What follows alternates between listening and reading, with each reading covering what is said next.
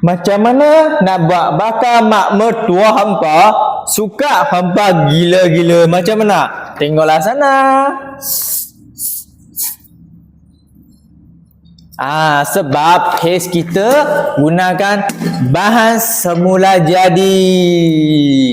Wah, kalau macam tu nak kena masak dia lama ke? Tak payah, senang je. Kalau untuk orang lain kena masak 5 jam, 6 jam, 7 jam.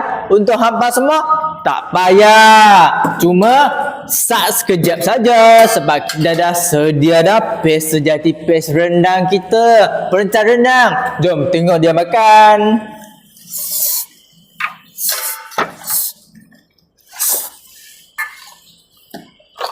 Memang nak tahu kan cara? Itulah dia.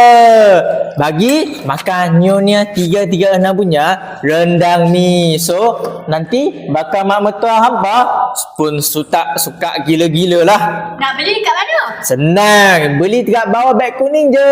100 orang ke awal. Bagi lagi harga trial pack. Tak nak tunggu lagi dah. Cepat belikan sekarang Nyonya 336 punya rendang mi dekat bawah beg kuning.